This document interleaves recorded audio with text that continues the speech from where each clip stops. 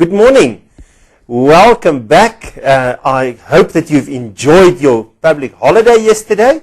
I also hope that you're enjoying the holidays and that you are in the process of preparing yourself for the coming exams. I want to ask you a question. If I give you 32 days and I say to you, this 32 days can change the rest of your life, what would you think about that? Because it's true. You see? We've got 32 days till we start the final exam. Today, from today onwards, it's 32 days. If you use these 32 days productively, you can change the outcome of your life. You can either become successful, or you can stay a normal person without any aspirations, without any dreams, or choice is yours. You can still dream. But dreams only become a reality if I start to work hard. And it doesn't matter what you've done in the past. It doesn't matter whether you've worked for the past 8 months. I want to challenge you. You've got 32 days. Use that to change the outcome of your life. Because the 32 days will determine what you do for the rest of your life. Whether it's fair or not, that's a different question. But bottom line is, you still have got the opportunity to change where you're going in future. I want to take you today, and I want to help you to prepare yourself properly for the exam. And in order to prepare yourself properly for the exam, I think you need to know a couple of things. Number one, when you receive your paper, you'll see there's 4 questions that you can do. You've got to do from those 4 questions, you've got to do 3. So, if you open your exam paper, it will look something like this that you will receive. As soon as you receive it, you can turn to the next page, and there you'll see the instructions. Now, I am 100% sure that you're familiar with these instructions, but I just want to highlight a couple of things. The first thing is you'll see that it consists of 4 questions. The next thing that you need to take note of is answer any 3 questions of 100 marks. Then they also stipulate what you need to do in terms of paragraph questions. Paragraphs, they say, for the paragraph style question, you may refer to one idea which you must discuss in depth, or to different ideas which you must discuss in less depth. So take a look. What is it that they're asking, and answer the question. I'll come back to the longer questions a little bit later to help you and give you some detail with regard to that. They say all diagrams are included in the annexure. Number all your answers in the center of the line. Leave a line between subsections of questions answered. And start each question at the top of a new page. Those are general instructions. Please make sure that you familiarize yourself with it. Number the answers correctly according to the numbering system. And then they say do not write in the margin, because what they do is the examiners will use the margin. Encircle the numbers of the questions that you've answered in the front page of your answer book. You'll receive an answer book, and on that it says question 1, 2, 3, 4, 5, 6, 7, 8, 9, 10. Encircle those questions that you've done. So if you've done question 1, 3, and 4, you encircle 1, 3, and 4. If you want to do 2, 3, and 4, you encircle 2, 3, and 4. I'll come back to that a little bit later as well, in terms of which questions I would suggest is the best to answer. Where possible, illustrate your answer with labeled sketches. You don't need to do this, but it can enhance your question and your answer.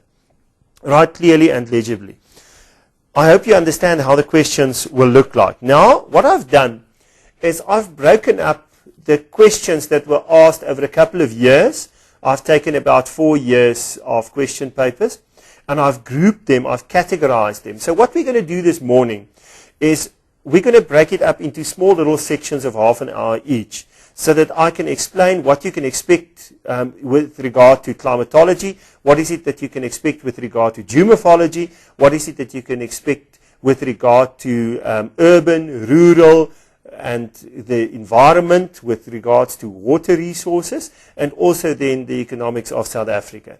So I'm going to categorize that, and we'll use about 30 minutes per subsection of that. Now, I want to take you to the next part, and that is where I've broken this up into smaller little sections. I need to introduce myself because it's been a while since I've been here. My name is Francois van Heerden, and what I will be doing is to prepare yourself for the exams. Here we also have Elrika, who is the technical person sitting there at the back. You won't see her, but she's doing the recording, she's managing all the systems, and she's also going to tell me whether you're watching online or not. Is there somebody watching currently, Elrika? There's 2 schools watching. Who's the 2 schools? But if you're watching, I hope you enjoy it, and I hope that it will mean something to you. Let's take a look. I've done this, and I've grouped the questions with regard to climatology for you, so that you can see what are the kind of questions that you can expect. Number 1, question 1 will consist of climatology and geomorphology. Question 2 will also consist of climatology and geomorphology. So don't think you can leave one of those sections. Now, I know most people struggle with these 2 sections. That is why what I would do if I were you in the exams, I would start off with question 3 and 4. Do that. Because question 3 and 4 is my people and needs questions. They're usually a little bit easier to answer. You also can reason it out a little bit. You don't need all the facts in the world. Like question 1 and 2, if you don't have the facts, you can't answer these questions. So start off with question 3 and 4, and then what I would do question 1 or 2, depending which one seems to be the easier for you. And you can take a look at that. You can read through your paper. Remember, you get about 10 minutes reading time in the final exam, where you can read and you can see what the questions are about. You're not allowed to write in those times, but your brain will remember which questions you would like to do. So, if we take a look at climatology, you can expect the following. You can expect multiple choice questions. Now, the multiple choice questions are my A, B, C, D questions. Don't leave any one of them out if you do, for example, question 1 and there's multiple choice questions. Do those multiple choice questions, because the bottom line is you've got a 25% chance of being correct. Read those questions very carefully. Then the other one is on general circulation patterns, and you can use this as a guide to see, and almost a tick list to see whether you can answer the questions and whether you'll be able to be successful in the exam. The next one is tertiary circulation, then middle latitude cyclones and anticyclones that are integrated. The next one is tropical cyclones, then my high pressure systems, climate change and flooding, inversions, global warming and berg winds. If you prepare yourself, apology for that, if you prepare yourself well with regard to these subsections, you'll be able to answer the majority of the questions. But let's take a look. The first one, and yeah, I'm going to take you to multiple choice questions just to show you quickly. This is what you can expect. They say refer to figure 1.1 on the attached annexure showing the simplified synoptic weather map of South Africa. Various options are given as possible answers to the following question, and then they say choose the answer and write only the letter A to D next to the question number. So you write 1.1.1 and you write A or B or C or D, whichever is the correct answer. Do not write the information. For example, the high pressure cell H1. Let's take a look at the sketch. I've got the sketch for you. I just want to go to that page. Let's take a look there. They refer to this one, H1, and I need to show you this quickly. Let me just take you there. It's that one that they're referring to. So they're asking, what kind of high pressure system is that? Now, we know that there's 3 high pressure systems that dominate our climate. The one situates here in this ocean, another one is usually dominated there, and then the third one is dominated there. So, which one is this? And for that, you need to know your oceans. This one here is the Indian Ocean. And if we take a look at that, you know that this one would be my South Indian high pressure system. So if we take a look at the other one, we know that it's the Atlantic Ocean, and we know it is the South Atlantic high pressure system. And the one over the interior is the Kalahari high pressure system. So now we can go back to our answer, to our questions. Let's quickly take a look what the options are that they've given us. Just want to do that. They say refer to figure 1.1 on the attached annexure, and then you answer the question. So they give you the South Pacific, they give you the South Atlantic High, they give you the South Indian High, and they give you the Kalahari High. It can't be the Kalahari High okay, because it's not situated in the ocean. So that one is out. So we can scrap that one. So that one is out. The next one is the South Indian. We know it's not the South Indian Eye because it is not situated there. Then we left with the South Pacific and we left with the South Atlantic. It is not the South Pacific because that's not where you find the ocean. So we left with one answer. So our answer to that one is B. So you write 1.1.1 and you write next to that B. What I can't do today is I can't go through each and every single question and give you the answer to that because, I mean, we'll be stuck here till next week, Tuesday. And we can't do that. So what I'm going to do is I just want to give you a brief feel of what you can expect. So you'll see all of these multiple choice questions refer to one thing. It refers to this sketch that we've got. And in that, I just want to highlight a couple of things to you. Let me show you. There's a couple of things that I want to show. The first thing is, take a look there. There's a weather system. Can they see this, Elrica? Can you see it nicely there, or must I use another color? Is it fine? There's a weather system there. Make sure that you know what that weather system is called, because they often ask you about the weather system, and then people say it's a cold front. No. It's not a cold front. That is a mid-latitude cyclone. So make sure that you know what system it is. The system consists of warm fronts and of cold fronts and occluded fronts. But that whole weather system is referred to as my mid-latitude cyclone. The other things that you can see here is my high pressure systems, which I've indicated already. You can see there's direction of airflow. You can see we've got the outline of South Africa. They can ask you questions on that. For example, how will it affect? It will affect mostly the southern part of South Africa with regard to extensive rainfall, even snowfalls, those kind of things, as we've experienced in the past couple of days, even though it is spring. So please remember that you know your work well. Make sure that you study your sketches so that you can answer your questions. I want to show you a next one. This one, and you'll see almost all the questions refer to figures. This one again refers to figure 1.1, and this was asked in March of 2010. And you'll see this, the sketch that they're referring to, or the map that they're referring to, in this case the sketch, deals with a weather system again. And in that, you can see the following. There's rising air that we find there. We find the clouds that build there, a cloud wall, and you can also see the spiraling movement of this weather system that we find in this sketch. So if we take a look at this, what is it? It is a tropical cyclone. So now that we've identified that, we know what's going on here, we can answer the questions. So let's quickly take a look at one of the questions. It says there, the diagram illustrates a mid-latitude cyclone. No, it's not a mid-latitude cyclone, because that doesn't look like that. Is it a coastal low-pressure system? No, it's not a coastal low-pressure system. Is the line thunderstorm? Definitely not a line thunderstorm.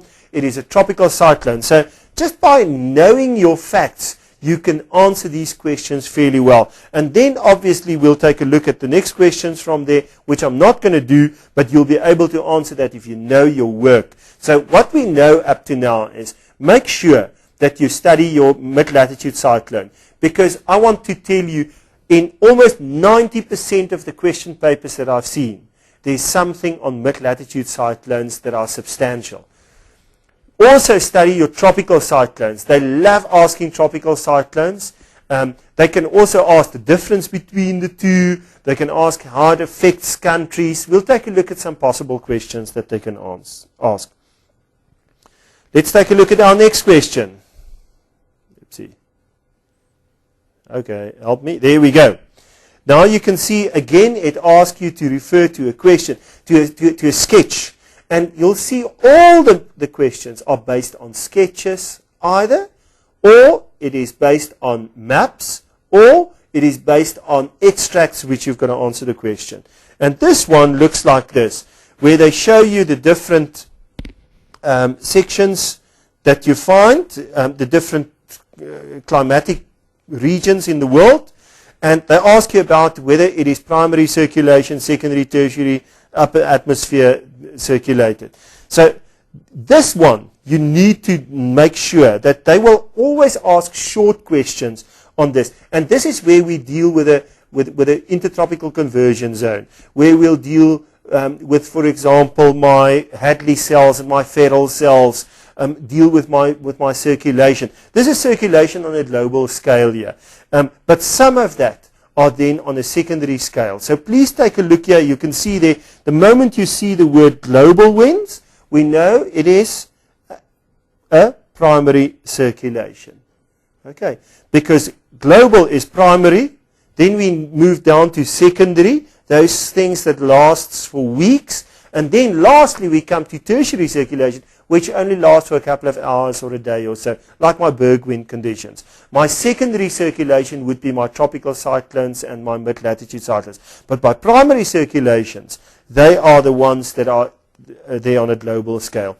Ulrike, can they ask questions for me? They can. I would like to ask you, if there's a question that you would like to ask, please feel free to send it to us. Just go to the iBox and then you can post your question. And if there's a question that I can assist you with, I'll gladly do that. Then you'll see there's another one on general circulation patterns. And again, here you can see the different cells. Make sure that you study these cells. There you can see there's my polar cell, there's my Ferrel cell, there's my Hadley cell. And all of these three cells you need to know. Make sure you can identify them, number one. Also make sure that you know how they were formed. For example, if it is close to the equator, it's because of the intense heat that causes that to form. While if it's closer to the polar areas, it is the cold polar air that forms these cells. Make sure that you know that. Make sure that you can answer the questions with regard to the names of the pressure belts that you find that are associated with my global cells. Also, my pressure belt that are associated with thunderstorms due to conversions of warm winds. These things are short questions. And I haven't seen long questions on these different cells or my different climatic regions. I've seen short questions on that. Yeah, again, you'll see still shorter questions. And there you can see the different cells again. Look there. And you must be careful that you see these things in the question paper. There's my equator. So if it is on the equator, I know that, yeah, in that area is my ITCZ or my intertropical conversion zone that I've got. And then my different cells that are basically to each side of the equator, and so it will move on. A nice way to remember that is, I always think about this. Close to my equator, we've got the Hadley. And then I've got my Ferrel, and then I've got my polar. So it's HFP. Just remember HFP.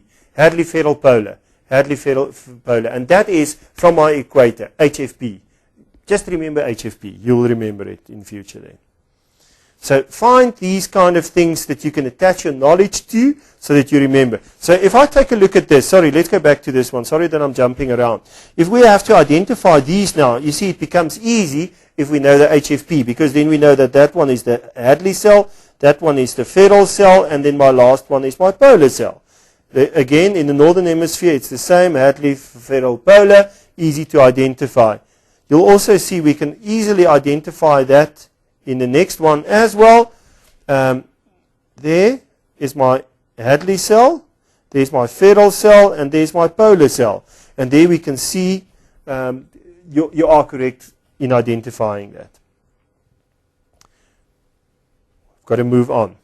This one deals with tertiary circulation. You can see it's on a tertiary scale. It's on a small scale. It affects a small piece, and what you find is this only lasts a couple of hours. Now, I want to show you this sketch because there's certain basic things that you must always remember. That is, a wind always gets its name from the direction from which it blows. In this case, take a look here.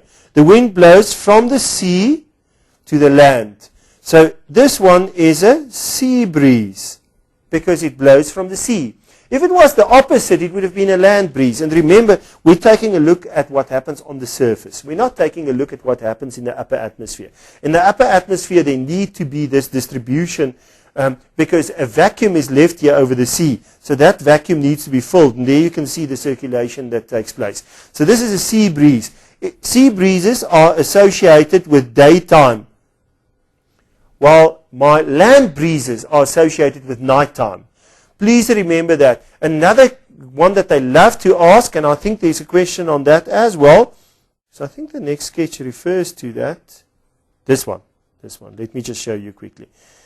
That one, you can see it's during the nighttime. And during the nighttime, the air subsides and it sinks into my valley.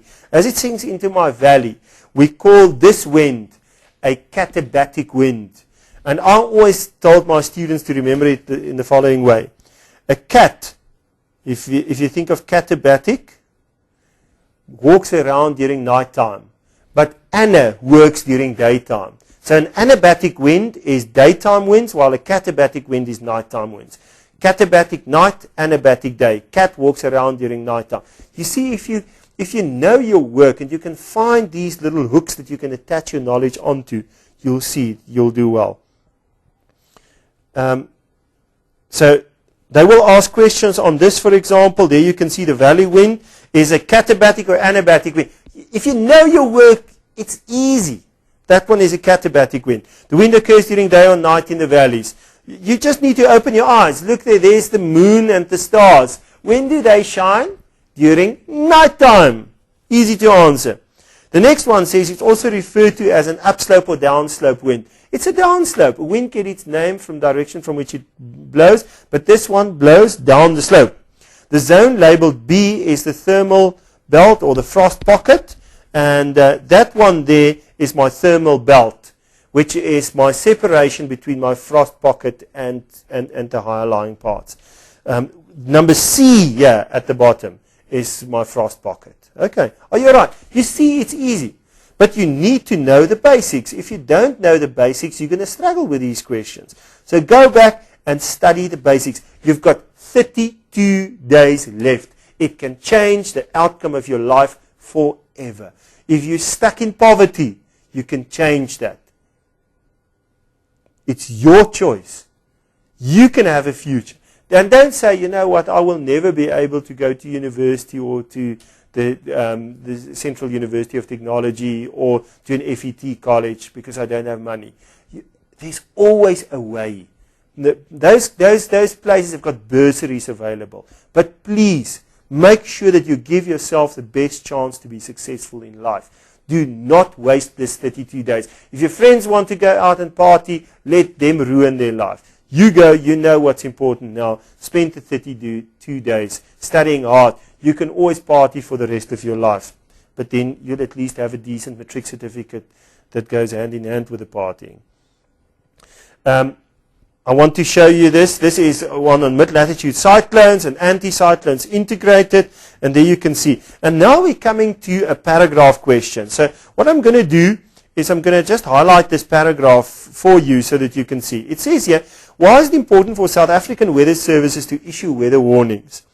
Use the source in figure 2.3. So they give you a source on that which you must read.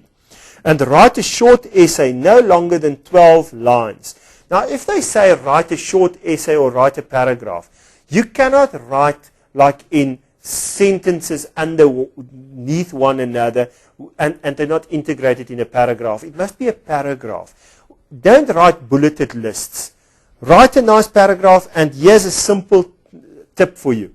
Make sure that each one of the new lines, each one of the new sentences that you start with, introduce a new fact. Sometimes people have got one fact and they embroider on that fact. It will only mean that you get a mark for the two or 2 marks for the facts and perhaps 1 for the example that you've given. But you must introduce new facts. It says here, a short essay clearly indicating the value of weather forecasts and warnings. In your answer, also indicate how reports forwarded by the public can improve weather forecasts. So let's quickly take a look. Now we're going to read that 2.3, and you'll see there, yes, 2.3. I'm going to read it to you. It says here, keep your winter woolies out.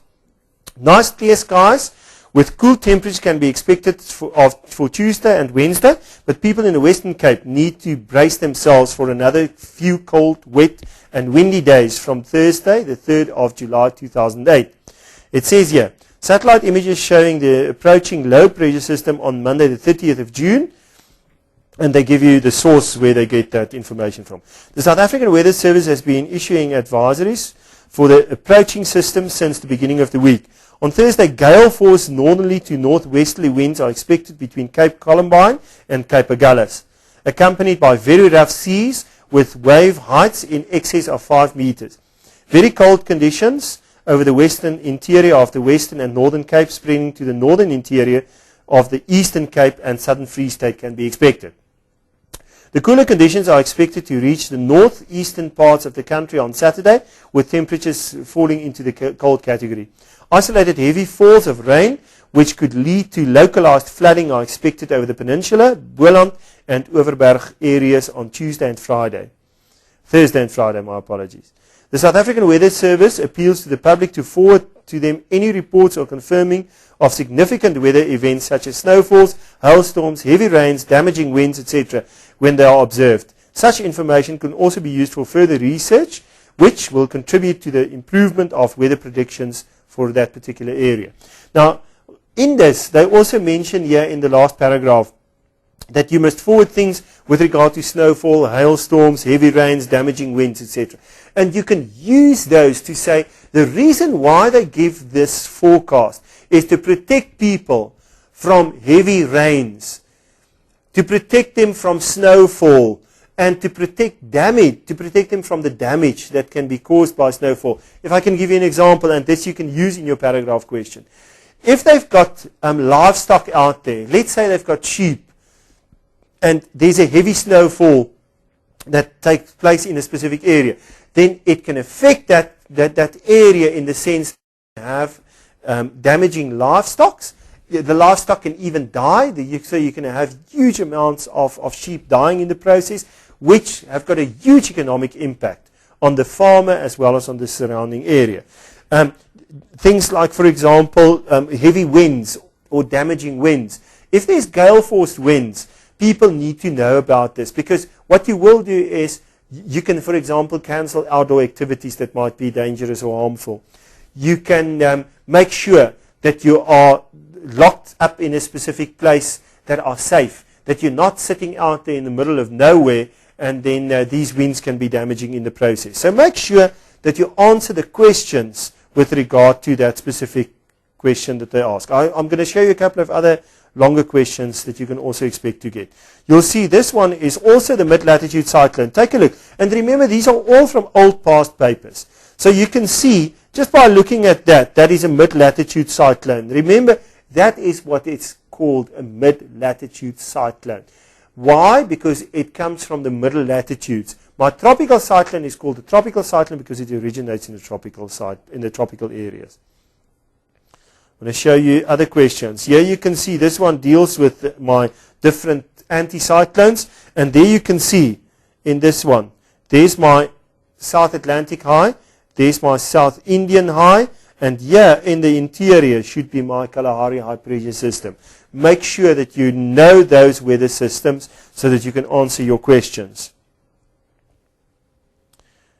Here's another longer question. Take a look at this one. Write a single paragraph no longer than 12 lines predicting and explaining any 3 weather changes inhabitants of Cape Town will experience within the next 24 hours as front Q passes over them. By saying Cape Town and the Southwestern Cape, you already know that this system that we find here is my mid-latitude cyclone. So now I need to know what are the conditions that they will experience as it passes.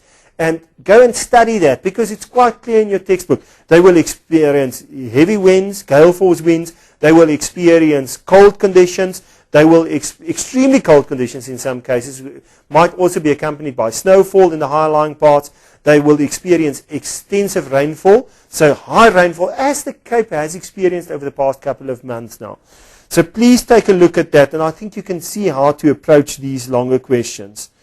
I need to quickly go through this so that I can show you. There again, you'll see there it is about the low pressure systems that we find. There's low pressure, high pressure systems, my South Indian, my South Atlantic high pressure system. Then the next one deals with tropical cyclones again. Take a look. This is a kind of question that you can expect from tropical cyclones. Should a tropical cyclone hurricane of a similar strength hit the coastline of Southern Africa and the United States of America, respectively, the United States would suffer more damage to infrastructure. Yes, that's true, because there's more infrastructure in the United States of America than there are here. There's more power lines, there's more roads, there's more buildings. All of those things gets affected more in areas like the United States of America. While Southern Africa would experience more loss of life. Write a short essay to explain why this is the case. And I've already done that. In areas where you find a lot of built-up cities, your massive cities that we find in the United States of America, in those areas, we find that infrastructure gets damaged considerably. While in Southern Africa, I mean, we don't have the same amount of infrastructure. But yeah, people live in a densely populated area, for example, off the coast, in a small little rural area, and they get affected not by damage to infrastructure, because quite frankly, there's not a lot of infrastructure that can be damaged, but the damage is loss of life, because the people here in Southern Africa don't have things like, for example, early warning systems.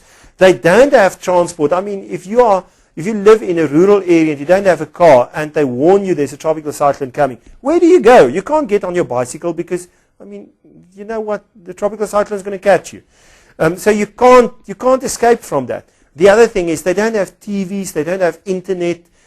So how do you warn them? So they get caught off guard. While in America, they don't get caught off guard. They see these warning systems long before the tropical cyclone actually makes landfall. And then by that time, they've already moved out to areas that are more safe. I hope you can see what you can kind of expect and what the questions are, and how to approach that. I'm not going to go through everything. I just want to show you more on tropical cyclones. Here you can see more on my tropical cyclone still. Tropical cyclones, make sure that you study that. My mid-latitude cyclones, tropical cyclones. Then there's something on climate change that you can see. They also love to ask long questions on this. I'm going to read you just one question. Sustainable measures need to be taken to address the challenges associated with flooding. And flooding is associated with global warming. Write a single paragraph discussing possible solutions that local municipalities can employ to reduce the effects of flooding.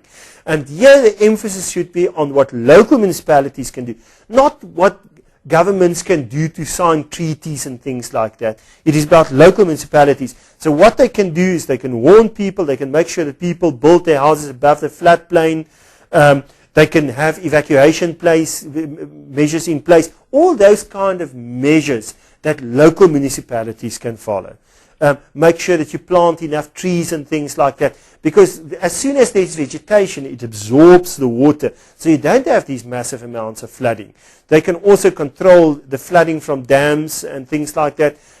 Make sure that the rivers are clean and that the rivers can actually flow, because if things dam up in the river, it can just lead to more devastation. There you can see there's just the link between flooding and global warming.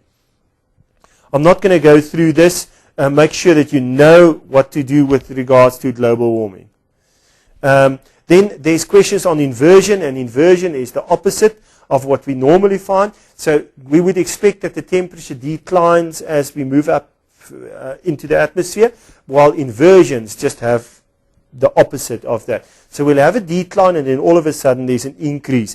And here you can see the inversion layers, and I just need to quickly show you this. Let me just grab a pen here. Then you can see there's my inversion layer, and there's that inversion layer. And in A, yeah, we find that the inversion layer is lower, and that is usually associated with winter months. While in B, there's B, you'll see the inversion layer is higher, and that's usually associated with summer months. Why? Because of the fact that the Earth gets more heat, it absorbs the heat, and then it reflects it back. So I've got these strong updrafts, and the strong updrafts during summer months take the inversion layer higher. Now the importance of this is that my moisture can come from my oceans and into the interior, while in winter months the moisture comes from the oceans and then it gets blocked by my inversion layer. So there it gets stuck, and that's why we don't get the rain over the interior during winter months while we get it during summer months. I'm not going to go through everything. There you can see questions on global warming. Again, there's a nice 12-mark question. Write a single paragraph outlining the negative impact of global warming on Africa and its inhabitants. There you need to know what the impact would be. For example, we've got massive floods. We've got unpredictable weather. We've got cold spells that can come like in spring now, which normally is not the case. That should happen. So all of those things that are not expected causes huge havoc for people. And in Africa, for example, we might have that the economy drops, that it might cause loss of life, it might cause damage to the environment. But what are the causes for this? It's basically these erratic weather patterns that we find all of a sudden. There's one on berg winds. I told you that a wind gets its name from the direction from which it blows. A berg is in Afrikaans called a berg. In Sesotho it's called taba. In English it's called mountain. So this is a taba wind. And we said that a wind gets its name from direction from which it blows. So it blows from the berg, from the mountain. It blows from the taba downwards. And if winds blow downwards and it declines, it increases in temperature. So my berg winds, the moment you hear berg winds, you must think hot. Berg winds is associated with hot conditions. Berg winds is associated with things like runaway veld fires. Why? Because it's hot, the veld becomes dry, and all of a sudden I have my runaway veld fires. What are the only things that can stop my berg winds? It's when a mid-latitude cyclone approaches. So when these cold fronts move in, my berg wind usually subsides. But ahead of the cold front, I can have my berg winds. But behind that, I don't have that anymore. And then you can also see the next question also refers to berg winds. I hope you know what you can expect in my climate section. I'm going to take a short break now for about 3 to 4 minutes, and then we'll continue with geomorphology.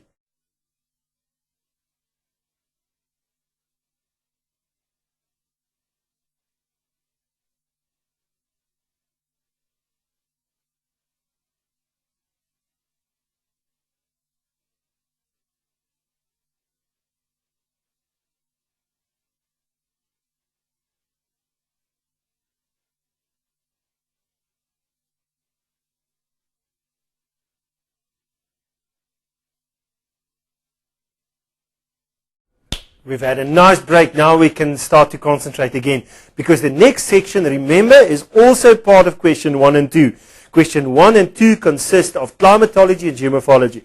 In question 1, there's climatology questions as well as geomorphology questions. In question 2, there's climatology as well as geomorphology questions. So make sure that you study that. In the past question papers that I've gone through, I've seen they ask questions on the following. They ask questions that are multiple questions, multiple choice related, like your ABCD questions again. They ask questions on fluvial concepts. Now, fluvial deals with water. They ask questions on river profiles, on drainage patterns and runoff. They ask questions on hydrographs, and I'll come back to that because most of you, when you hear the word hydrograph, you say, oh, that's difficult, I can't do it. No. Hydrograph, easy. From now on, you're going to say, hydrograph, I want us to get that because I can do well in that. Chiestas and slopes, TORS, mass movement and slopes that are integrated, and then river capture, and the last one is Karoo landscapes. So I'm not going to go through the multiple choice questions. I've given you an idea of what you can expect. But I want to quickly go to fluvial processes. Here you can see they give you like a meandering river. And they ask you questions on that. Now, they give you all the different concepts there, perennial levee, oxbow lake, delta, meander, floodplain. And they ask you, what are these things that we find? Now, take a look there. A, for example. If I can just grab my pen so that I can, again, they want us to take a look at this one, A. Now, A points to that one there, which is like you'll see there. It's like the moon that I've almost like a small little piece of the moon that you see up there in the sky. But in this case, it just looks like that. In this case, they want us to identify that A. And A would be my Oxbow Lake, because that one there is an Oxbow Lake. If you study your concepts, you'll know, you'll easily be able to identify that. B says there, develops when gravel and silt accumulates on the banks of a river, resulting in the bank being raised. So now our question is it an Oxbow Lake? No, because we've already got that. Is it a delta? No, it's not a delta. Is it a meander? A meander loops. No, it's not. Is it a floodplain? Maybe. Let's keep that one. Is it a levee? No, it's not. Because what is a levee? A levee is those sections that you find the high-lying parts between my different tributaries that join. Is it perennial? No, it is not. So, in this case, that one is our answer. So, floodplain is the correct one. You can see how to approach these questions, but you need to know your basics well. Otherwise, you're going to struggle. Take a look at this one quickly. They give you a sketch like that, and they ask questions on that.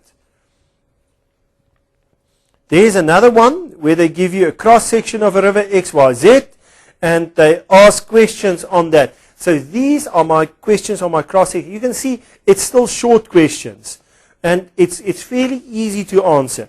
Now we're getting to the longer ones in terms of my river profile. They ask questions on that, and in this case, there you can see there's my different sections that I find. I just want to show you quickly.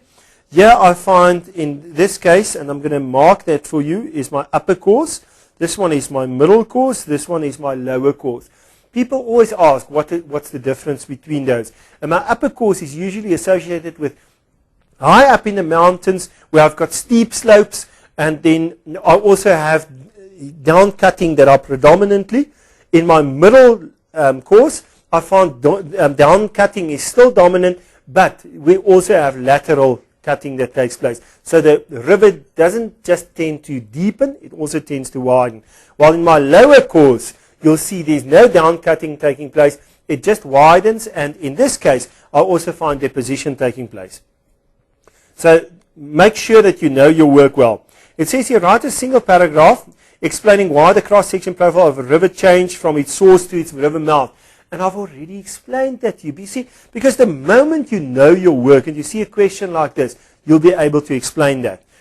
Because it's got to do with the topography. Remember, the faster a river flow, the more it can erode.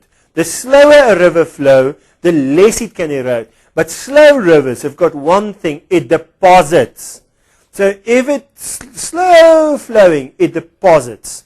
Please take a look at that, you'll see. It's fairly easy.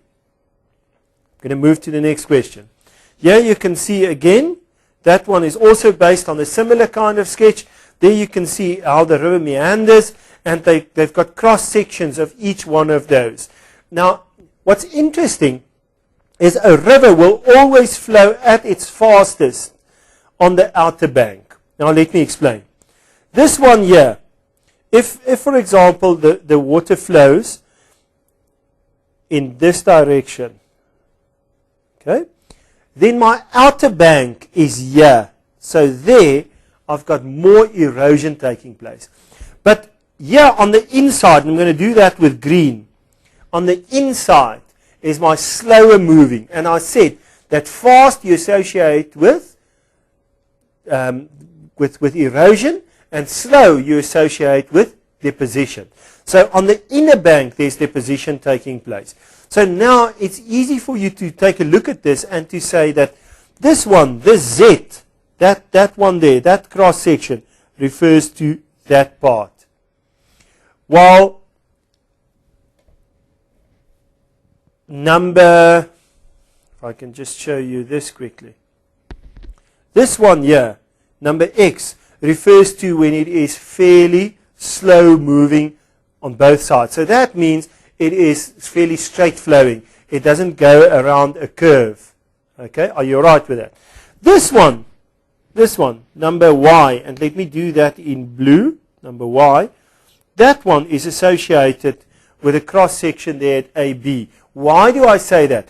Because here the outer bank is that one, and the inner bank is where it flows slowly, so that means deposition takes place, and that's why it is more shallow on that side. So you can see it's easy to do if I know my work. The next one deals with, and I want to show you this longer question. It says there, local community has proposed the construction of a major dam in the river system shown in figure 1.5. There's figure 1.5. So somewhere along this, they want to build a dam. They say, write a short essay, no more than 12 lines, to outline the advantages and disadvantages of such a proposal. And then you've got to think carefully about what are the advantages and disadvantages to a river where I interrupt the flow of the river by building a dam.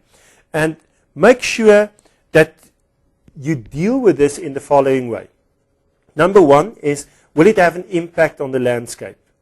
So yes, it will, because in most instances where that dam is built, there's animals that habitat that area, and they've got to find a different habitat. So it might be that I change the ecosystem. It might be that I change the river and the river flow pattern. I might change a river from flowing episodically to a river that flows permanently if I release the water at the correct time. So I can literally change the river flow just by building a dam. It might also have an impact on local communities there. If I build in that area, there might be people living in close proximity. It might be that area has been habitated by people for centuries, and it's been in the family for many, many years. And now all of a sudden they need to be relocated.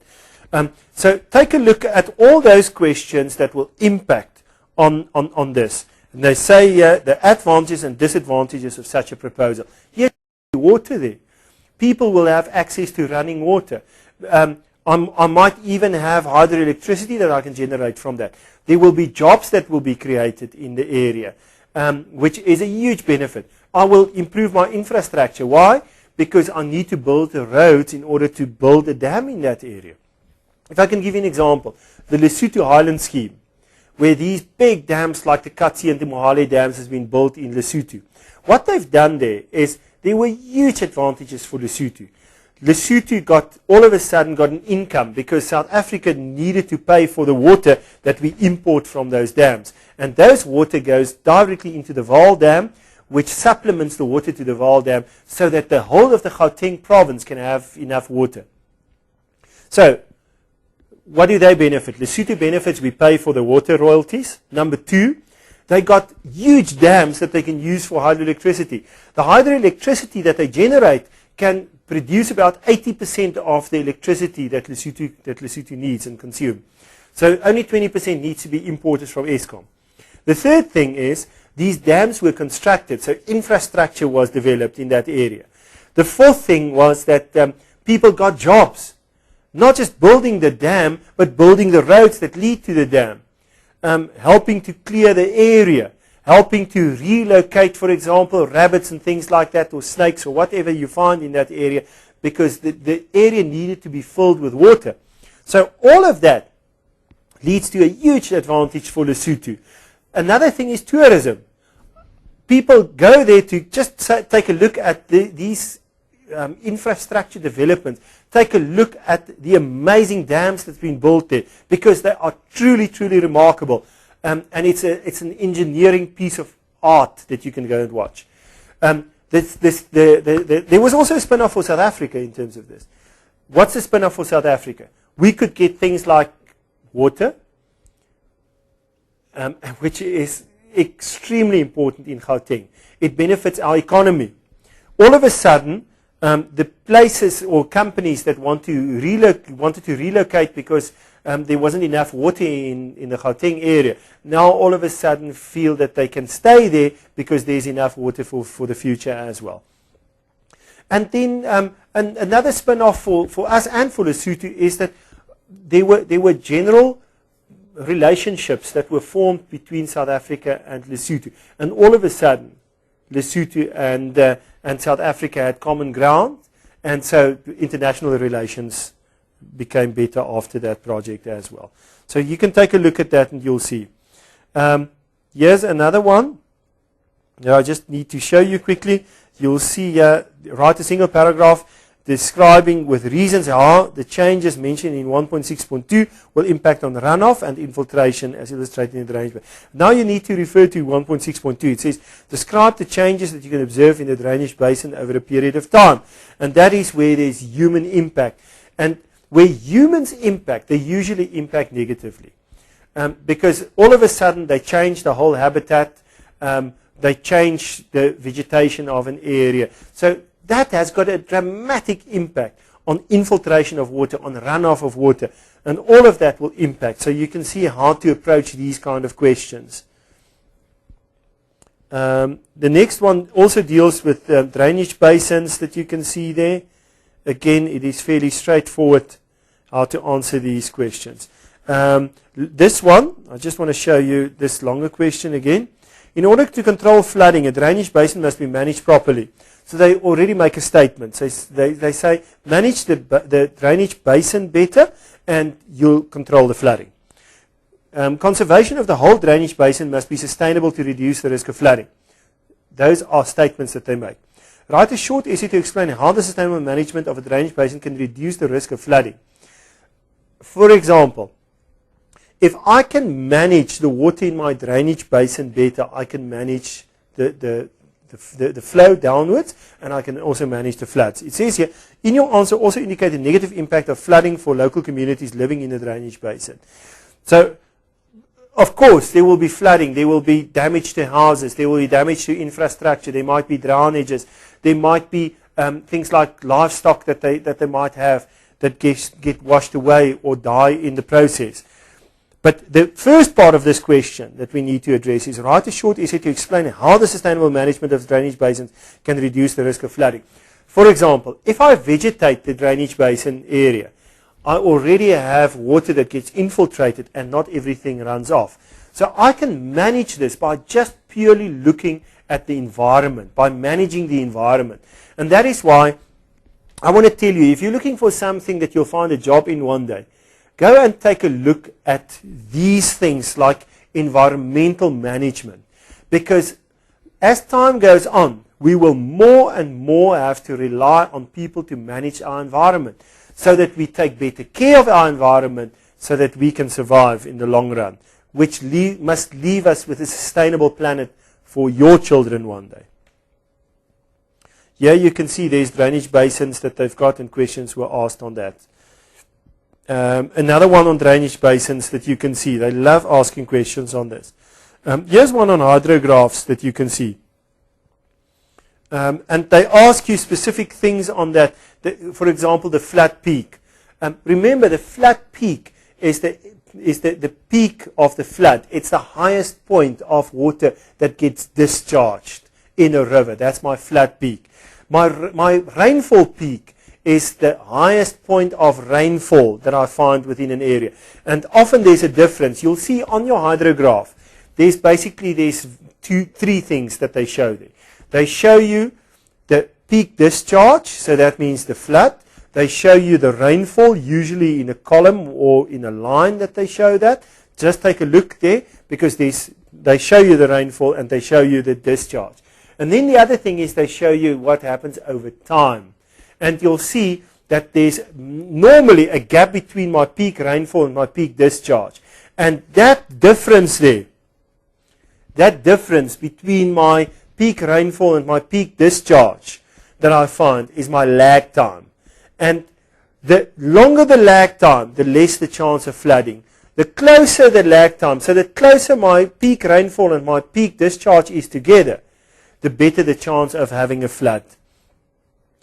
Take a look. It's really not difficult. Remember, hydrograph shows you rainfall and it shows you discharge over time. It's as simple as that. Here you can see there's again things on water river systems, and they again ask you about questions like, for example, the proposed development of a new urban settlement along the stream would influence the flow characteristics of the stream. Write a single paragraph describing with reasons how the proposed urban development along the stream will change lag time and flood peak indicated on the flow hydrograph. And I've already explained that. Let me just give you an example. If I take away the vegetation, it means my peak time of flooding and rainfall will get closer. Because there's nothing that can absorb the water. If water gets absorbed, then nothing flows, or not everything flows away.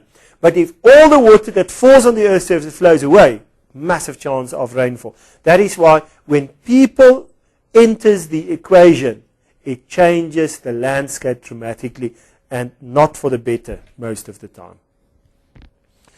You'll see here, there's questions on my landscapes.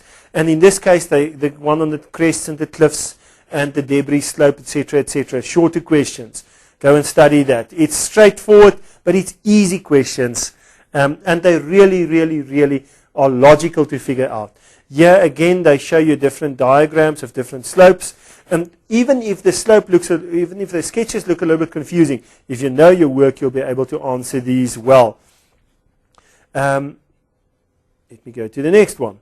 There you can see, still the same. You'll see a repeat of the same questions. There's just so much that they can ask. So go and take a look at old papers. Please, you'll do yourself a massive favor. Questions on tors, how they originate, what tors are like. And here you can see that is a tor in the beginning stages. And on these cracks, if I can just show you, what will happen eventually is that these areas that are loose there will literally form boulders like that are on top of one another. And that is called a tor. And what I usually find associated with that is mechanical and chemical weathering that causes this. And you can see, okay, that's the one thing. The second thing is that it looks like a couple of rocks that are piled on top of one another. And here you can see, they also refer to that as wool that are packed on top of one another. So it almost looks like a heap of wool that are bunched up. But those are rocks. And then, so I've already explained the height forms by mechanical and chemical weathering and what it looks like. So you can see it is really not difficult if you study the work. Here you can see the next one deals with mass movement. And mass movement is the flow of either mud or it is gravel or it is rocks that move down slope. They love questions on mass movement. I can almost guarantee you'll get something on mass movement. Make sure that you study that. I just want to show you an example of a longer question that you can expect. Here you can see. Poor management of slopes such as deforestation and poor farming methods has a detrimental effect on economic activities along these slopes.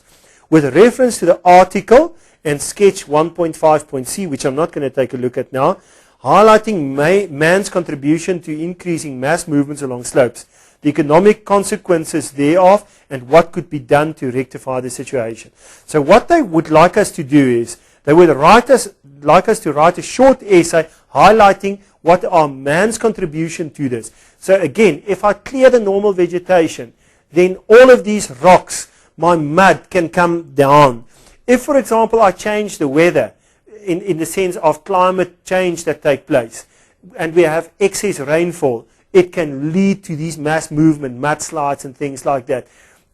If I build a hotel in a specific area or a road, and I need to have these hammer drills that you find that they used to build, or I use dynamite to blow up certain areas so that I can build there, it might cause loose rocks tumbling down and eventually destroying villages downward. So those are all examples of how human impact can cause mass movement or mass slides. Please go and study this, extremely important. Then course of management of mass movements, again you can see there, that's the question that they ask. And then they ask something on river piracy. They love river piracy, and sometimes they'll give you a sketch like this, sometimes they'll ask you to do the sketch where the one river steals from the other. Remember, the more energetic always steals from the less energetic. So the one that is faster flowing will steal from the one that is slower flowing. And remember those concepts like capture and captor stream, things like my misfit stream, like my elbow of capture, my river gravel, those kind of things. You'll see it's all in this. Again, something on piracy. Then the Karoo landscapes, my mesas, my buttes, and my conical hills. Go and study that. Make sure that you know that it moves from the one to the other until eventually I find these conical hills. There you can see, again, examples of that. Go and study that. And that takes care of my chapter of geomorphology. We're going to take a short break again of 3 minutes, and then we'll be back with people and their needs.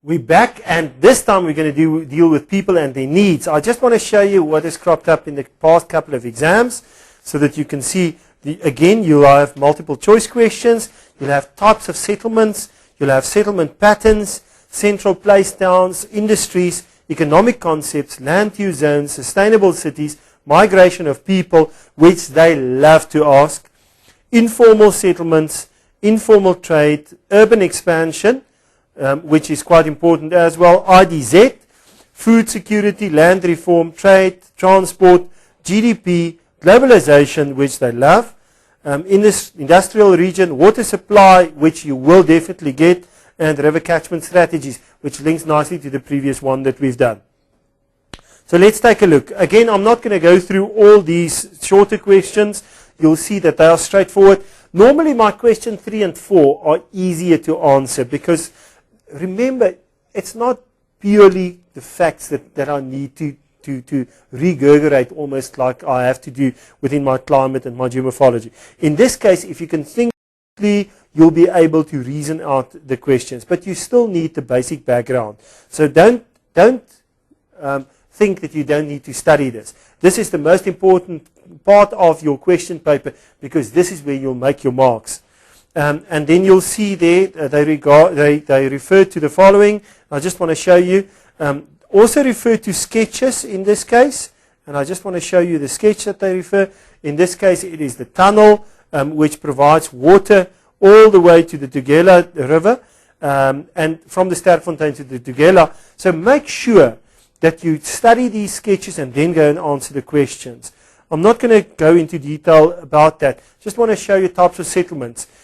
Again, here they ask linear dry point settlements, break of bulk point settlements, specialized town, defensive sites, things like that.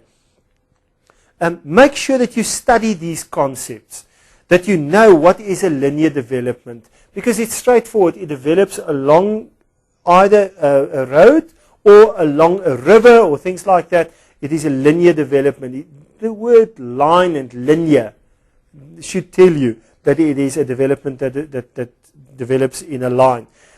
My dry point settlement is usually in an area where there's lots of water, where I find that the people are moving away from the water to the high-lying parts, and that is my dry point settlement. While a wet point settlement is in a dry area where people tend to move to the wet areas, like in deserts, they want to go and live there close to the deserts. Break of bulk point is, for example, where things get distributed to. Let me give you an example.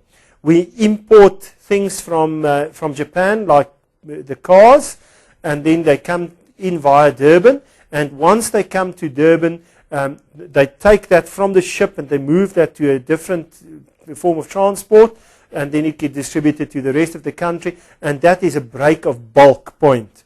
Specialized towns, it can be a mining town, it can be an industrial town. Like, for example, Welkom is a specialized town. It's a mining town. A place like Sasolburg and Vereniging van Waalpark are referred to as specialized towns, but they are industrial towns. And the last one is a defensive site, and this is where people build on the higher lying parts, usually to defend themselves. If you think back of wars, usually on the high-lying parts, the people waited for the enemy so that they could see them coming. And you can find lots of examples.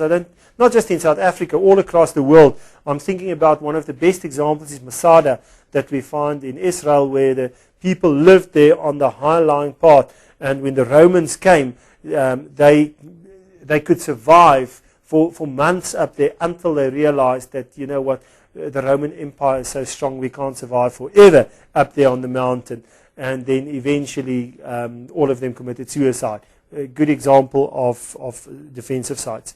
But there's also, in the Basotho history, there's also in the Basotho Wars where people occupied the higher-lying parts and they used that for defensive purposes. There you can see there's the different things that I just spoke about. Here you can see if, for example, people lived along these areas, and I just want to show you quickly, if they built their houses all along that road there, like the red dots that I've got there, that would have been a linear development. In this case, and I'm going to show you with the green one, look there, where people basically lived there where those different roads meet and join one another. And in the one on top, I just want to show you that quickly. This is a circular development. There you can see it is around a circle. The blue one here is a linear development that we find. And just by knowing my concepts, I can identify them on the map and on sketches. And again, you'll see the same kind of questions: wet point, settlement, defensive site, gap site, dry point site, break of bulk point, etc., etc. Let me move to the next one. There you can see same kind of questions, You'll see there again linear shape. You'll see isolated farmsteads. You'll see dispersed or isolated patterns. You'll see randomly dispersed patterns that I've got to identify. And in this case, they give you all those and they ask you to identify it. There they say that one there is a farmhouse. There you can see that one. Those two are isolated. They're far apart from one another. While these are nucleated. They are close together. So isolated is far apart. They're isolated from one another, but nucleated is in close proximity. There you can see there's my linear development taking place. So it's easy. You can use these concepts, but you need to know the work. Then you'll be able to answer the questions very, very easily. There's another one that you can see. It's just a settlement. And in this case, they say figure 4.1, which is the next one, this one. Just want to show you. Represents different things. There you can see there's plots that I find. If I can just grab a pen, there's my plots. There's my river that I find. There's the railway that I find. And you'll see how people occupied the land in these cases. And you'll see that there, for example, there's a lot of people who live close by the river. So this has got an upside and a downside. Upside is they have access to water. Downside is when the river gets flooded, they might be in trouble there.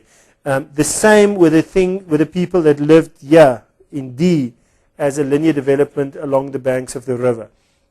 As long as you build above the floodplain, that's fine.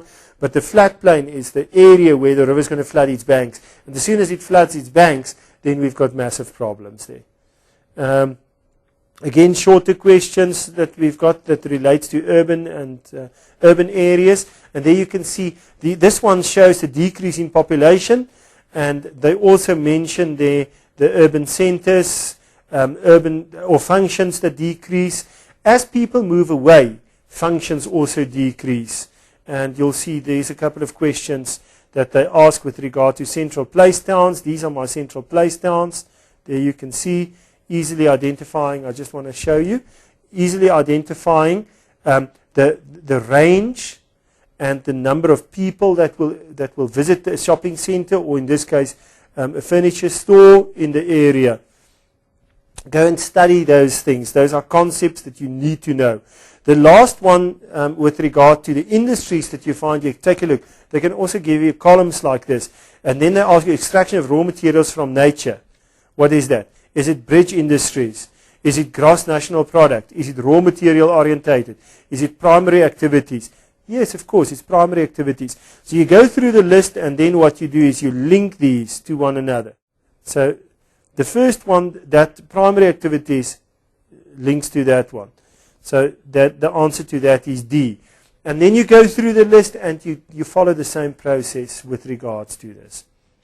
There, another one with the columns that we find. Let's take a look at 3.2.5, a multinational corporation. It says the value added to raw materials? No. Company which has outlets or shops in different countries? Of course it's that one. You can hear the word different countries, and you'll see multinational corporations. Multi means more than one, okay, so it's plus one, and national means countries. So it is more than one country, and there it says which has shops or outlets in different countries. You see, it is less complicated than you think. Let me show you this one. Again, there's the columns that you need to identify. And then I want to get to my longer questions. There you can see there's different ones on land use zones that I need to study. Make sure that you study the land use zones. Make sure that you know what is the difference between primary, secondary, tertiary economic activity, as was asked in this question, and explain how the wine estates are part of all three economic activities. Let me use that one as an example. We've got the grapes. Now the grapes is primary, okay? Then we take the grapes, and what we do with that is we convert that into something that is useful, like, for example, either table grapes that we can sell, or wine industry. In this case, they use the grapes and they make wine from that.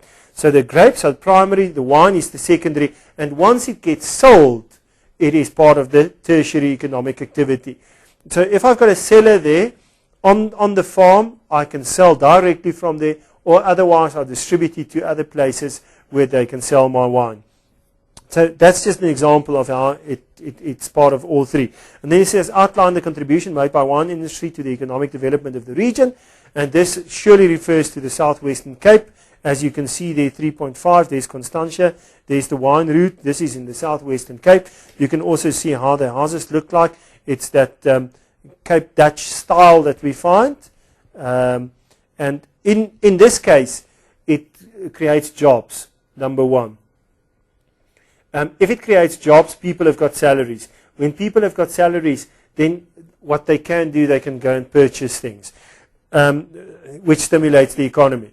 The third thing is people visit these farms to take a look at the industry. So it is a multi-million-dollar tourism industry. Lots of overseas tourists come to South Africa to just go on wine routes like this, for example, in the Southwestern Cape. So it also leads to tourism. It leads to the massive economic injection that we find in terms of infrastructure, because people need to have roads and things like that that link the different farms to one another, so that you can have a wine route like this. Just a couple of examples. There's a million more that we can find. Then there's land use zones that we find. Take a look at my land use zones. I just want to show you the sketch. And in this case there you can see that is how the sketch looked like. And normally where I've got the biggest concentration of people and the biggest concentration of roads meeting one another is my CBD, and then I've got the outskirts lying further apart from that. There's more questions on land use zones that they ask. There you can see there's a green belt, there's suburbs, heavy industries, light industries, offices, residential and shops. And in this case they ask questions, for example, define the term land use zone. It is an area, because that is a land use zone. It's a zone, it's an area that is used for a specific purpose. For example, residential. Then it means that that land is specifically zoned for residential purposes, and I can only have a house in that. I can't all of a sudden have an industry in the middle of a residential area. What I need to do, I need to apply to municipalities, local municipalities, to rezone the area, and then I can apply that and I can open a shop or something like that, but it needs to be rezoned. Which land use zone takes up the most space in the city? Answer the question. Do you know? Yes, you're right. It is my residential area. I hope you were right. I hope you didn't say something else. But my residential is my area that occupies the most land. What does the term compatibility of land use zone mean? That means that they are compatible, that they can work together. For example, I will not have a heavy industry close to my residential area because people don't like to live close to high levels of pollution and smoke and heavy noises and lots of trucks and things that gets distributed on a daily basis there. So it must be compatible land use zones. For example, my residential area and my CBD sometimes can intertwine. Why? Because I can have people living in blocks of flats in my CBD. Then two land use zones that are not compatible, industries and residential. Give reasons why these are not compatible, and I've just done that. I'm not going to go through that again.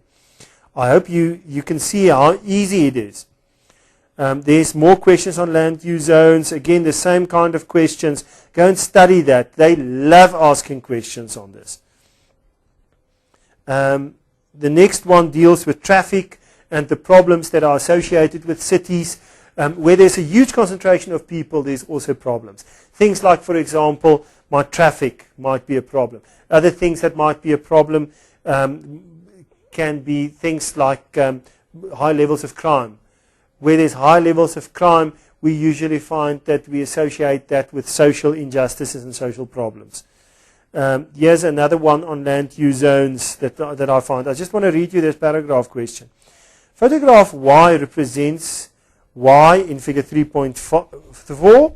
In a single paragraph, outline any problems and possible solutions that the shanty town or the informal settlement poses to the city authorities. So we must now go to problems and possible solutions of an informal settlement. I just want to show you that sketch of 3.4.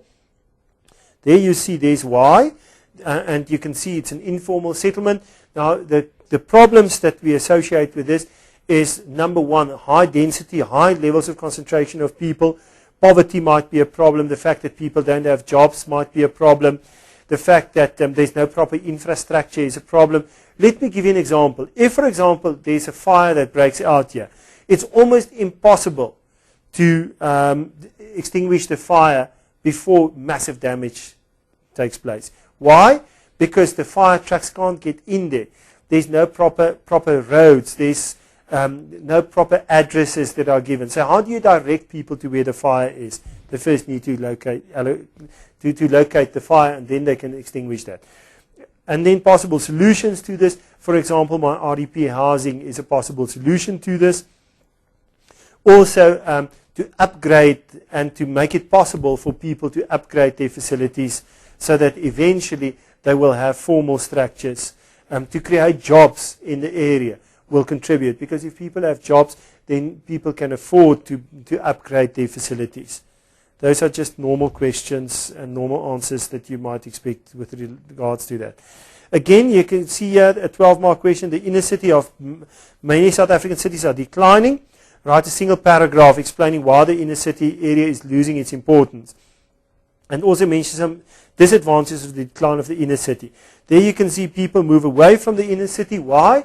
Because of the fact that with transport that has become so accessible, a lot of the people have got their own transport. They don't make use of buses anymore or trains and things like that. While in the past, all the buses, all the trains usually went to the CBD. So it was easy for people to get to the CBD and to work there. But nowadays, people want to work in better conditions. People want to work in areas that are perhaps closer to their homes. They would not like to all go into one area where there's a huge traffic congestion at some stage. And all of this leads to the fact that people rather prefer your outskirts rather than the CBD. What is happening is they're changing the landscapes of the CBD now. So all of a sudden, people are starting to build again in these areas. They're upgrading things like my big skyscrapers and blocks where they're converting offices into residential areas. so that people can go and live in these lofts and they have flats and things like that instead of offices. So it's part of the renewal of CBDs. Again, you can see land use zones. Then this one deals with land use zones again, where they give you sketches on that, they give you graphs, and they ask you to interpret that. Again, still, you see land use zones, CBD questions that are related. Sustainable cities. How can a city become more sustainable? By having things like green cities, where people plant more things, where we look at how we generate electricity. Instead of having Eskom and those kind of people that generate the electricity, we can have solar panels where we just generate some electricity in order for geysers and things to be taken off the net. Take a look at that. You'll see 3.4.4, a longer question. Write a single paragraph outlining the effects of pollution on the health, environment, and economy of a city. Now, in this question, please make sure that you address the following. How the pollution affects health. For example, asthma, respiratory problems that people have. How it affects the environment. It affects the environment in the sense that the high levels of pollution leads to global warming, leads to the fact that things become extinct. How it affects the economy of cities. If I change the pollution levels, it can either have a positive or negative impact on cities, because nobody likes to work in a place where there's high levels of pollution. So all of a sudden, if people don't want to invest there anymore because of high levels of pollution, it affects the economy in a negative way. Take a look. There might be some negatives in this question, but in some cases, you can also find that there's positive things. In this case, there you can see there's a sketch that might also help you about a model of sustainable, unusable cities, where, for example, food and coal and goods are the inputs. And then you'll see the outputs, organic wastes, greenhouse gases, etc., etc. Migration of people, how people move from the cities. And here again, it is about pull and push factors, and I want you to be clear on that. When people move away from a place, it can either be a pull factor or a push factor. If people move away because things are better, it is a pull factor. If people move away because things are bad in a specific area, it's a push factor. So everything that's negative will result in a push factor. Everything that's positive will result in a pull factor. And you must make sure that the examiner understands that. Let me give you an example. Jobs. If you just say jobs, what do you mean? Is the pull factor, is the push factor? It can either be a pull factor or a push factor. It can be a pull factor if there's more jobs in an area. But if people lose their jobs, it's a push factor. So make sure that you know these things. Make sure that you never take it for granted that the examiner will know what you're saying. There's some more on sustainable cities, more on what we can do. I just want to take you to informal settlements, questions on that. There you can see there's things on informal trade, and they ask you about what is informal trade, and why is informal trade also referred to as the invisible economy? Because people don't necessarily reflect this. You don't register at SARS, and so what happens is people's income is not always reflected. So that's why it's the invisible economy. They usually just work with cash coming in, and they usually spend that. So they don't pay any formal taxes. They don't register for that. They ask you about informal trade, how it impacts on the formal sector. Make sure that you know the difference between formal and informal trade. There again, questions on that. Then about urban expansion, and there you can see there's a sketch illustrating how cities tend to expand, because it can expand in terms of numbers, but it can also expand in terms of the physical size of the city. There's more questions on urban problems, and I just want to read you this long question. With reference to figure 4.4, write a single paragraph and discuss possible sustainable strategies or solutions to some of the problems. And here you need to identify the problems. For example, crime. Then you write crime, and you write what is a possible solution. take a look there. They give you the structure of how you can approach this.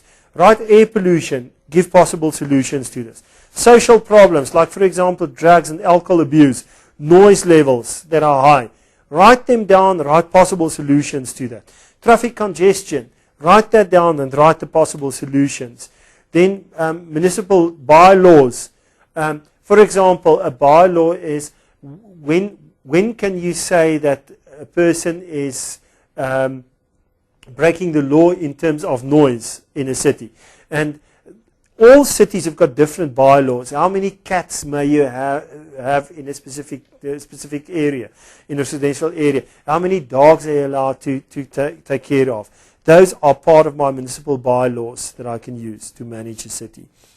There you can see urban growth and urban expansion. Know these concepts and study that. And then things on, for example, the IDZ, the Industrial Development Zone. In this case, they refer to IDZ, which is in the Eastern Cape. Take a look at those questions that you can find there. What does the IDZ stand for, which is Industrial Development Zone? In which province is the Kuga? It is in the Eastern Cape. The name Kuga should tell you, because that is what we find in the Eastern Cape. It is the Kuga area there. It's close to the Nelson Mandela metropolitan area. Name 2, advantages of development of the Kuga. In this region, it can lead to job creation and it can stimulate the economy. Explain why the development of Deepwater Port at Ngqura will strengthen South Africa's position in the world trade market, because all of a sudden we've got an extra harbour. We've got Cape Town and Durban, but in this case, this is a deep sea port. So all of these massive ocean liners can come in there, and it can link South Africa with the rest of the world, which leads to the economic growth of South Africa, but also it leads to the fact that globalization can take place, because all of a sudden we can distribute things from South Africa to the rest of the world. And then the last part that I want to show you is the part on water, and make sure that you know food security and how that links with water. Commercial farming, commercial farmer needs water. There you can see all the role players need to take urgent measures to improve food security in South Africa. Write a paragraph explaining some measures that can be introduced to improve food security. For example, we can sort out the water issue in South Africa, make sure that there's enough water for farmers to produce. Make sure that we address the labor issue in South Africa, because that is a big issue.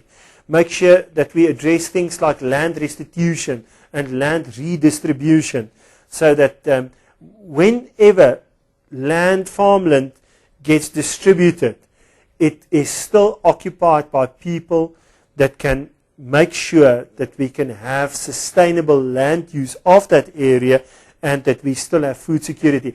Otherwise, if the land just lie barren there, it will impact negatively on food security. All of those questions, please take a look. You'll see food security again, and they link that with the RDP. I want to get to the last part, which is transport, and then the primary, secondary, tertiary sector. Globalization, which they love to ask. Make sure you know what globalization is. Make sure that you know the negative as well as the positive impact on globalization. And industrial regions. Here you can see the industrial regions. Remember, there's the Gauteng area, there's the Durban Pinetown area, there's the Port Elizabeth Uitenhage area, and there's the Southwestern Cape area. Make sure you know each of those areas and what they stand for, and the importance of that, what you find in the areas, and the significance to the economy of South Africa. Last one is the water crisis in South Africa, and in this they love to combine this with water transfer schemes, like for example my Lesotho water scheme that I find, as well as the rest. We've discussed that previously in one of the sections that I've dealt with in terms of climate, so please make sure that you study the water transfer schemes. There's some examples of the Lesotho Highland Water Project, but that's not the only transfer scheme. They caught people off guard in the past by referring to another water transfer scheme, where, for example, water that gets transferred from the Gariep Dam to the Eastern Cape. Make sure that you know that part as well. And that concludes our chapter here. This is easy for you. I hope that you will study this well, because this is where you can make your marks. We're going to take a short break, and then I just want to discuss GIS with you briefly, and then that takes care of our session for today. So I'll be back in about 4 minutes' time with the GIS.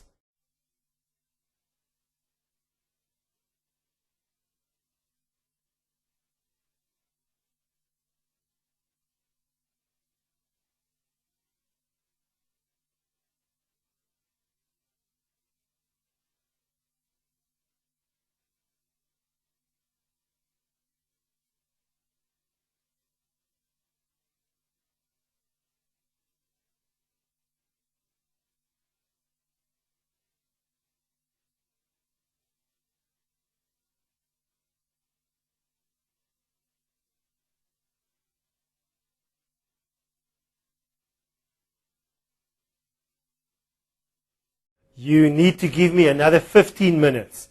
And in that 15 minutes, I want to break down GIS for you and show you how easy it is. So just 15 minutes. Remember, GIS is easy marks in the practical. But if you don't know what GIS is about, you're going to struggle with it. So what I've done is I've basically used one page. And in that, I want to summarize for you what GIS is all about. So just 15 minutes and you'll understand it. Number one is, what is GIS? And there it says, GIS is the following.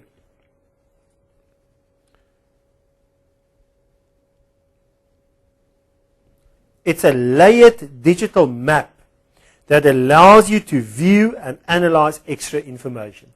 So in this case, it is about the fact that it is a layered digital map. There you can see the two words, layered digital. If I can use an example. If you think of somebody's skin like this, then you'll find the skin, and underneath that you'll find muscles and things like that. You'll also find veins. Then you'll find the bone. Now all of those are in layers. So maps, GIS maps work exactly the same. Now, if, for example, I want to see what is the color of the skin, I will use the top layer. If I want to see what the muscles look like, I'll go to the next layer so that I can see the muscles. Okay? That means inside. If I want to see how old a person is, for example, I'll go to the bone, and then I can use the bone to see how old a person is. Because younger people's bones are more elastic, while older people's bones are more hard and rigid.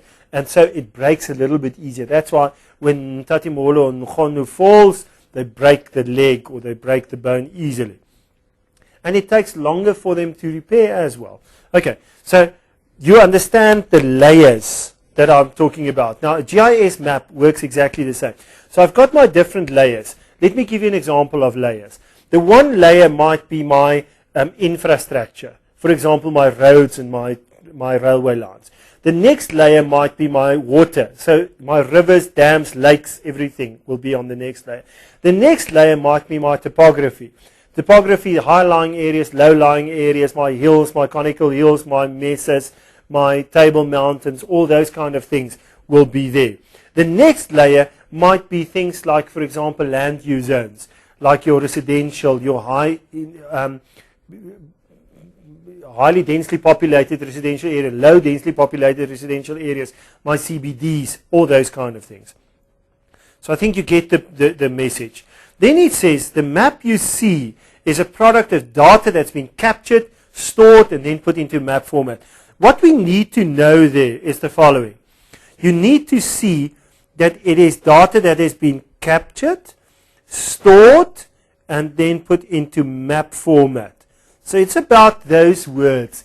Data that's been captured, stored, and then put into map format. If, for example, you've got a computer and you capture the data, then you type it into the computer, you store it in the computer. Okay, so that's what you normally would do with data. But in this case, what I do with the data, I put that in map format so that people can have a map in front of them. Let me show you. This is a map. This is an example of a map that you find in front of you. And that is all data that's been captured, and all of a sudden I find it in my area here. Okay, so you get the image. Now, how is it captured? Let's first take a look at the capturing.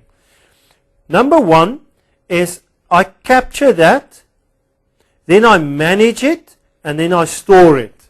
Okay, so I take the data, I capture it, I manage it, and I store it. What does capturing mean?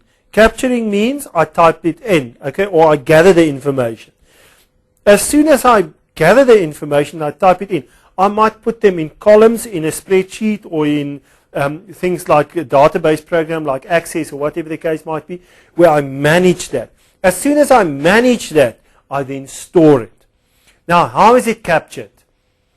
And this is where the next one comes in. Take a look here quickly. How is it captured? There I've explained that. You can capture that by remote sensing. That means that if, for example, I've got something like a remote control, I don't need to be in contact with something in order to control that. Remote sensing also says that they measure it or they capture the data, but they're not in contact with it. Like, for example, my satellites are remote sensing. I can also do that by means of scan data. So I can have a scanner and I take data, and all of a sudden I take the data like a page of information, I put it on a scanner, it scans it, and I've got the information in there. The next one is by using forms or questionnaires. So I can ask how many people live in their house, like your census, for example. Those are normally how we capture the data. You'll see the next one that refers to the census. My field observations. So I can literally sit there next to the road and I can count the amount of cars coming past, so that I know, and I've done this at some stage, how many buses do I find between Tabanshu and Bloemfontein peak time around about between 6 and 7 in the morning. And I've counted them. There's more than 90 buses, 90 buses, going from Tabanshu to Bloemfontein, just in one direction, in the time from Bloemfontein to Tabanshu that I've counted. So those are field observations. Market research, where companies phone you and they say, are you happy with your product that you bought? They use that in order to collect data. The next one is maps. You can have maps and then you can capture the data from there. So how do they capture it? They capture it by means of remote sensing, by scan data, by forms and questionnaires, by census, by field observations, by market research, and by maps. Please make sure that you know this. Then what happens is this. Why do we need to manage it? We need to manage it to correct distortions. That means that I've counted the buses between Tabanshu and Bloemfontein. But those are not accurate data in the sense that it tells you how many buses actually drive between Tabanshu and Botshabelo, because those are combined. So combined buses between Tabanshu, Botshabelo, Bloemfontein are about 90 plus. But if I just count the buses between Tabanshu and Botshabelo, those might be less. So what I can do, I can correct the distortions to make sure that it gives an accurate idea about what has actually happened. Then I can use that to manage it, to sharpen definitions. So for example, where there's two rainfall areas, the one is a 500 millimeter rainfall area, the other one is a 600 millimeter. It might be that they flow into one another because there's a 580 or a 590 as well. So it's not that clear cut where the 5 stops and where the 600 begins. But if I just manipulate the data slightly, if I manage that, I can correct that definition and sharpen the definition. I can use that to ensure color consistency, so that, for example, it shows all the 500 millimeter rainfall places in blue, all those 600 in green. They use this in, for example, in your weather reports that you find, where they shade it in lighter areas of blue and darker blues, where they ensure color consistencies. To correct latitude and longitude, the registration. For example, if I want to direct you to the area that we're doing this broadcast from, is the Vista campus or the University Free State Southern campus, I think I refer to this now. If I want to refer you to this, I give you the lines of latitude and longitude where they meet, so you can exactly pinpoint where I'm sitting now. and that is to correct that where we need to manage the data. Then once it gets stored, you'll see there it gets stored in computers. Take a look. It says that they store it in computers, the red there. But it gets stored in two formats. And here it is important to know that the formats that we find is attribute and spatial data. Attribute are like words, numbers, and pictures. Attributes, words, numbers, and pictures. While spatial data, spatial, the S for spatial, stands for geographical location. I'm going to say it again. You get the data stored in two formats, attribute and spatial data. Spatial refer to location. Space and location is the same. Spatial and location. Attributes are words, numbers, and pictures. I'm going to say it for the last time again. I can store data, and I'm going to say it slowly. You can store data on a computer using GIS principles in two formats. You can either store it in attribute format or you can store it in spatial format. And those spatial formats are referred to as my location, and my attribute data are referred to as my words, numbers, and pictures. Now, how do I store these? How does it look like on the computer? My attribute data looks like the following. Attribute data is stored in tables, while my spatial data is stored in vector and raster format. Vector and raster format. Please take a look at that. Attribute stored in columns. Spatial stored in vector and raster. Now, these sounds like big words, but it is really not difficult. If I can show you this, that my vector is a V, looks like this. If you think of a V and you use your imagination by closing the top there. If you just use a ruler there. If you think of a V and we close the top there. Let me see if I can do this. Can they see this? There you can, it doesn't work. It doesn't want to work. Let me see again. I need to balance this. Then it will work. No, it doesn't want to work. Let me use this. Maybe this can give you an indication so that you can see the V. There you can see the V. The two pens are the bottom side, and then I closed it with a ruler on the top there. That is my V. So if you think of a V, you think of lines. This is a line, that is a line, this one here is a line. There you can see. You think of lines, okay? Then, where they meet, where the blue and the red pen meet, you think of that as a point, okay? And this whole thing here is a polygon. So my vector is then my lines, my points, and my polygons. While my raster is just my pixels. If you think of an R, there you can see, this is an R, there you can see there's the leg of the R. If you think of a capital R, looks something like that. Something like that. And then we throw away the leg of the R. So we just left with the top part. That gives you a P for pixels. So vector, if you think of the picture, vector close at the top, it means polygons, lines, and points. While raster, you think of an R, and we break away the leg, it means a P. So I'm going to do this quickly for you.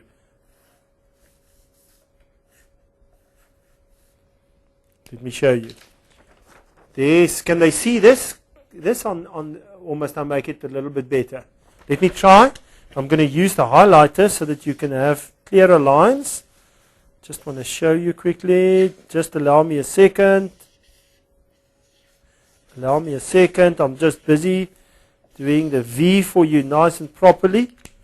Hope you can see this. Can they see this now? Ah, fantastic.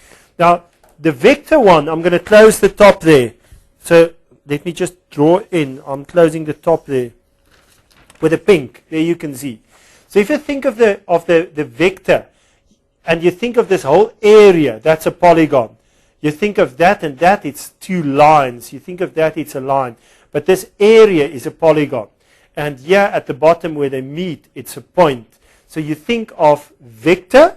How does spatial data get stored? spatial data gets stored in either vector format or raster format. If it is stored in vector format, it is lines, polygons, and points. If it gets stored in raster format, then what we do is we break this leg off so that it just leaves us with that part which says P for pixels. So raster means it is data stored in pixel format. And here you can see, there's a polygon that I've just drawn. Oops, there's a polygon that you can see, and you can see it consists of lines and different points, and then at each of these points there's location showed there. Then I want to show you the next part, and that is buffering. What is buffering? Buffering is like this part here, where we've demarcated an area. So we've drawn a circle, but buffering can be circles, it can be squares, it can be rectangles, it can be anything the way I demarcated an area. So that means I've drawn almost like a line around a specific place which I want to illustrate. So when would I use a rectangle, for example? If I want to show you where a shopping complex is, I would use a rectangle, or I would use a square, for example. But in this case, I might demarcate that area, and I might say why we need to buffer this area is to show you that that is a point where we find maximum accidents, or a lot of accidents taking place in a city, so that people can be warned of that and they can take care of that. How can GIS help me to open a shop? It can determine similar shops in the area, so that I don't open a shop next to another one if they're already selling the same product as I do. Otherwise, I can do that, but then my product must either be better or I must sell it at a cheaper price. Give idea of earning potential, because I mean it's no sense opening a jewelry shop in an area where people don't buy jewelry. Then I must have it in an area where people can afford the jewelry. Indicate population demographics. For example, if you want to open a curry shop, if you know the demographics of an area and you know that there's a huge Indian population, then opening a curry shop there would do fantastically well. But if you open an area where there's only, for example, white farmers living in that area and you want to open a curry shop, you're most probably not going to do a lot of business, because I mean they don't buy curry that often. Indicates accessibility, how easy it is to access the perimeters of that area. To determine the crime levels. I mean, there's no way that you're going to open a shop in an area where the crime levels are high, because you're going to lose all your profit the whole time.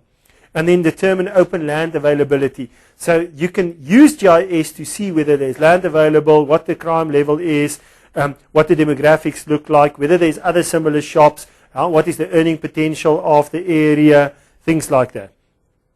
And then if it is not integrated in GIS, what will it mean? It will then mean I need different maps, because I might need a map to see, for example, where the different people stay. I might have another map to show all the businesses. I might have another map to show what the income potential is.